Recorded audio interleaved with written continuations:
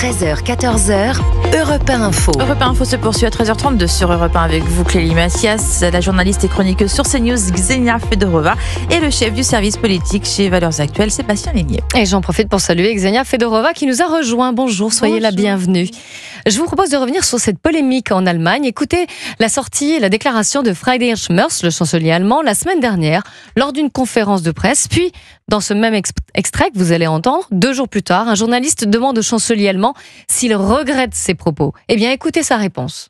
En matière de migration, nous sommes très avancés. Au sein de ce gouvernement fédéral, nous avons fait baisser les chiffres d'août 2024 et d'août 2025 de 60%. Mais nous avons bien sûr toujours ce problème dans le paysage urbain et c'est pourquoi le ministre de l'Intérieur est en train d'effectuer des rapatriements à très grande échelle.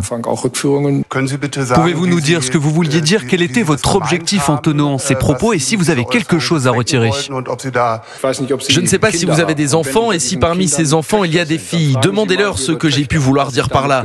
Je suppose que vous obtiendrez une réponse assez claire et nette. Je n'ai rien à retirer. Au contraire, je le souligne encore une fois, nous devons changer cela. Polémique, tollé en Allemagne, manifestation, le chancelier allemand est accusé de racisme pour faire le lien entre les migrants et les agressions sexuelles. Qu'en pensez-vous, Ksenia Fedorova ? Moi, je pense que cette problématique, ça existe depuis déjà longtemps. C'est la conséquence des politiques d'Angela Merkel. Et la sécurité est liée en migration en Allemagne. Quand j'ai y travaillé et j'ai habité à Berlin, je me souviens, et vous vous souvenez peut-être aussi, le fameux situation à Cologne quand plus de 80 femmes étaient agressées sexuellement. Et en fait, ce qui m'a étonnée à l'époque, c'est qu'aucun média en parlait pendant quelques jours. Moi, j'ai dirigé une agence de presse, donc on a sorti cette information, mais le média allemand sont incités de relayer cette information. Donc il y a une sorte de tabou sur les questions de sécurité et immigration en Allemagne. Et aujourd'hui, ce que Merz dit, je pense que c'est peut-être une tentative de un peu prendre l'électorat des AfD qui vient de vraiment gagner pendant ces depuis quelques années, extrême droite exactement, à cause de la situation.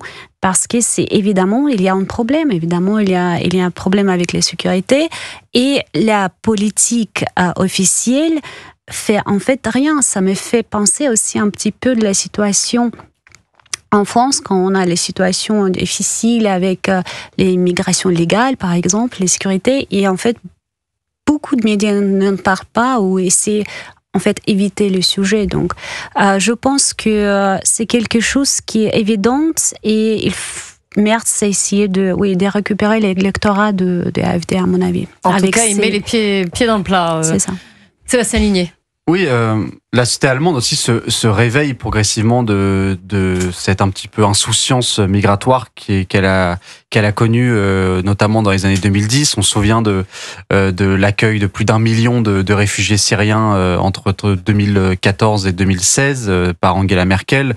1 million d'un coup, en l'espace de quelques mois. Ça avait complètement chamboulé la société allemande. La société allemande était dans les premières années totalement pour cet accueil-là et on a vu progressivement cette société évoluer et se retourner contre l'accueil de réfugiés en masse, et ce qui explique en effet en partie la percée électorale du parti nationaliste de l'AfD. Donc en réalité, Friedrich Merz, qui a été aussi élu là-dessus, sur une promesse de fermeté sur les questions migratoires, est en train, il s'adapte au discours majoritaire, en tout cas de plus en plus prégnant, de la société allemande, qui, comme dans toutes les sociétés européennes, est en train de comprendre qu'on ne peut plus accueillir toute la misère du monde, pour reprendre l'expression consacrée, et que les frontières ont un sens, et que l'immigration provoque des troubles, pas seulement économiques, mais provoque des troubles civilisationnels, démographiques importants.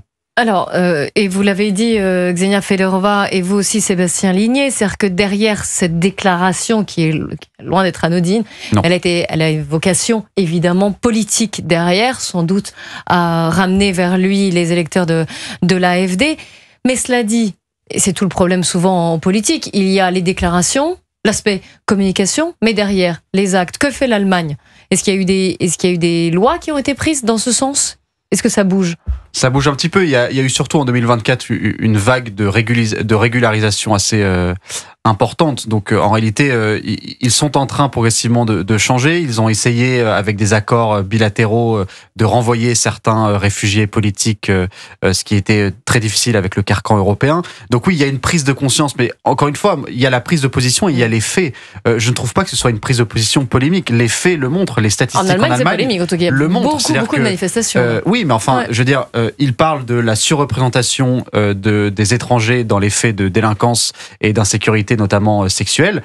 Tous les chiffres et les statistiques officielles allemandes le prouvent que les étrangers sont surreprésentés. Et en France, c'est pareil. On a beaucoup parlé avec l'affaire du RERC en France, et on a vu toutes ces statistiques, on a vu toutes les mêmes. Plus de 60% pour les vols sont le fait d'étrangers en Île-de-France, plus de 90%, enfin 89% en Île-de-France pour les viols, etc.